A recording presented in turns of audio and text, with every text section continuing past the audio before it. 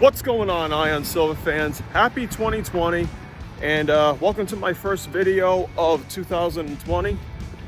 And in today's video, I want to do something a little bit different than what I normally do. Normally, I'm posting a lot of videos about wilderness survival, and as much as I have a passion for wilderness survival and studying wilderness survival, I also have a really huge passion for history. Those of you who know me in person know that I am a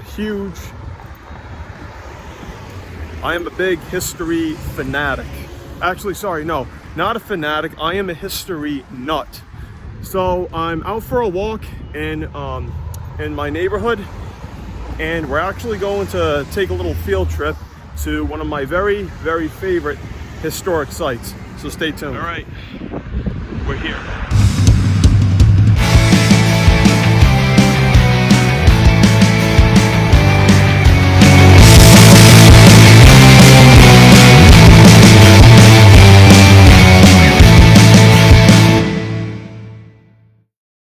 Okay guys, so here we are. We're here at one of my favorite historic landmarks. This is called Brayton Cemetery, and this is something that's very, very fascinating, but also very kind of mysterious, if that makes any sense. So, but before we go inside, I just want to let you guys know, anybody is welcome to come check out the cemetery, but a word of warning, make sure you don't knock over any of the headstones. Don't try to take any headstones and try to put them back on their markers or anything like that. And I am going to warn you, there are a few times where I have seen police officers in here just to kind of keep a lookout and try to make sure nobody's doing any harm. So, you guys can see it. We're at Historical Cemetery number 34, and right there, vandalism is punishable by law. So, as one of my very, very favorite writers, Christopher Redina, once said, take only pictures or videos and leave only footprints. Actually, I want to talk about before we actually head into the cemetery, I want to talk about this thing that's right here. This thing is called, it's all bricked up. As you can tell, it's been painted over. But this right here is called a storage crypt, or some people call it a keep. And what these were used for originally was, like back in the 1890s, for example, one of the things they would do, they couldn't, during the winter months and when it was cold, the ground would be frozen. So the ground would be frozen and they couldn't bury the bodies right away. So they would keep them in one of these. And then eventually in the spring or in the summertime, when it got a little bit warmer outside, they would take the bodies out of there and then they would bury them in their locations where they were going to, bury them and so on and so forth. So another thing I also want to point out is this site that's right over here. This is actually one of my favorite sites in the whole place. But these right here are a bunch of, these right here are a bunch of veteran grave sites. Some of these are actually also from the Civil War. And this is a great way for the cemetery to kind of make an entrance. And I believe this gentleman right here is a veteran from the US Civil War. So yeah, that's pretty cool. Another thing I also want to point out too, I've been finding a lot of these headstones that's right there, and they almost kind of look like pieces on a chessboard. And the way that the cemetery is laid out, it's kind of like a rectangular square type of shape, and it actually kind of looks like a giant chessboard. So,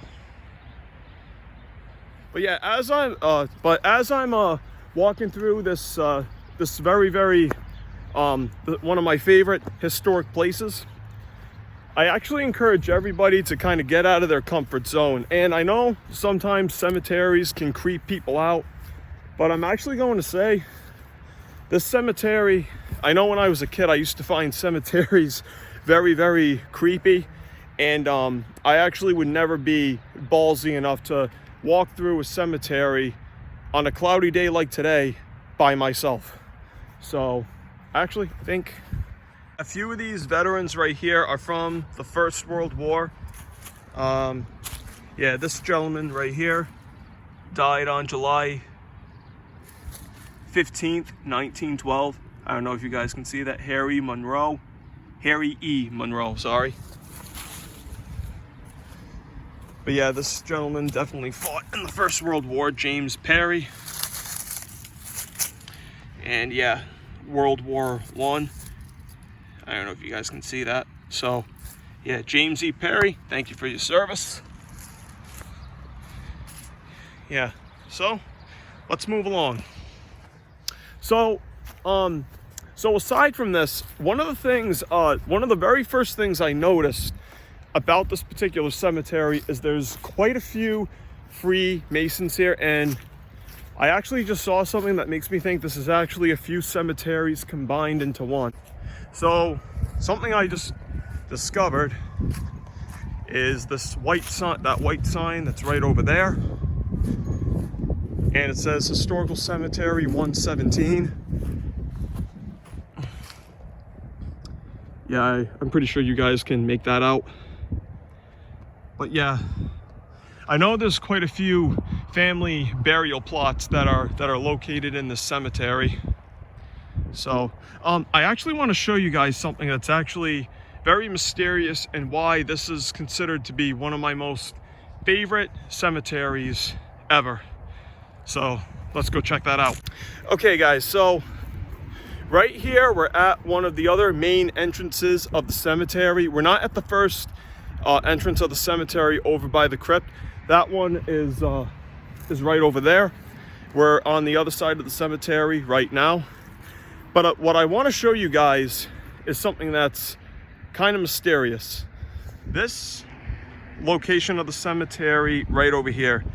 So this man right here, Henry Nichols, died August 20th, 1880 at age 55. And there's a Freemason symbol here with 3 chain links all together. So this is a possibility that Henry Nichols was probably definitely a Freemason. I've actually heard things that Henry Nichols was an actor. His house is actually not too far from here. It's actually, it's not too far from here. That's all I'm going to say. But what's actually mysterious is this headstone that's right over here. And the reason why it's so kind of, I find it a little bit strange is, one, it's off of its marker, but it's also, I'd have to say, about 2, possibly 3 feet away from its marker. And not only that, it's placed over here, and there's a finger that points to something. I'll show you what it points to in a minute. But there's actually multiple headstones like this in this cemetery, and I believe it's actually pointing towards heaven. I know my uncle I was talking to him about this, and he said it might have pointed towards like a star or a particular constellation. Personally, I'm gonna say I believe it's pointing to heaven. If anybody knows anything about this, please post it down below in the comments. But one of the things it points to is that tower-shaped headstone that's right over there, and it also points to something else I'll talk about in a second. But let's take a little walk over there, and I'm going to show you guys what I found on the top, if you guys can see it. So this tower-shaped headstone, right, I don't know if you guys can really tell, I'm pretty sure you guys can see this, but there's 3 X's carved right on the top. And I don't know what the purpose of this is. I actually did a gravestone rubbing a few years ago of these markings right here. But I don't know what the story is behind this, but it's something that's definitely mysterious to me, and kind of something I've been kind of looking into for years. So the other thing I want to point you to, I want to show you guys, is it's actually right. It actually ends right back where we started. We're actually back where we started. Actually, we're kind of near where we started. The storage crypt is right on the other side of this tree, right over here. But we were just right over there with that tower-shaped headstone, and it's right there. My camera can focus. But yeah, it's right there. But I want to show you guys this particular thing that headstone with the finger pointing upwards points to. And so let me actually, it points to this tree that's right on top of a headstone that's right over here. I don't know if somebody deliberately planted this right over here, but it's covering up this headstone. In fact, it's actually also covering up, well, actually, it doesn't really cover up this headstone that's right over here, but it covers up this headstone, and this headstone is named Richard Howard. Yeah, I'm pretty sure you guys can see that. But yeah, it points to this man named Richard Howard. Richard Howard is not a Freemason, or at least I don't think he is. There's no Freemason symbol on his marker. But the reason why I find this kind of mysterious is because there was a story that I read a few years ago, and it's actually a ghost story. I'm not going to go into the whole details because it's a totally separate video altogether. But basically the story was, there was this woman who was married to this man, and long story short, he was in the Navy. He came home one day from one of his deployments, and he noticed that his wife was pregnant. And so it was rumored that the man actually killed his wife and possibly the child, buried the body in their yard, and planted a tree to kind of cover up their remains. I think this is kind of mysterious, is because the only type of people that I can really kind of assume that would kind of do something like this, I don't know if a person planted this here deliberately or what, but I kind of think that there's a lot more to this story right here than what's being told. So I've been talking a lot about the Freemasons and how there's a lot of Freemason markers on the headstones that are in here. So I'm pretty sure you guys might be wondering, what are the Freemasons? So the Freemasons are a secret society of men, and they were started, I believe, during the time of the Revolutionary War, or maybe the 7 Years' War. And they're basically a secret society that basically founded our country. And George Washington was a Freemason. Paul Revere, he was also a Freemason. Benjamin Franklin was a Freemason. Thomas Jefferson, John Adams, even some people like recently, also Raymond Loewy, who designed the shape for the Coca-Cola bottle and the Exxon logo. Supposedly he was also a Freemason. So the Freemasons, I got to do a little bit more research, just because yeah, I haven't done it in a while. But the Freemasons are basically a secret society, and they're a very mysterious secret society. So there's obviously quite a few mysteries that are in this cemetery here. And as I mentioned before, like, there's stones here, like the one, like this one that's right over here. And there's also another one right over there. And they almost kind of look like pieces on a chessboard. And this is one of those things, like, I came here, I discovered all of this, and now it's actually gotten me really, really hooked. This is something that I'm not making up on my own. This is actually something I started back in 2013.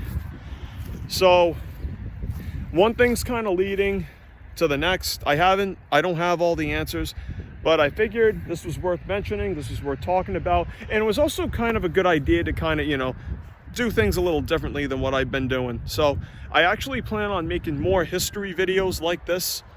And so anyway guys, without further ado, until next time, stay ready, stay focused, stay strong.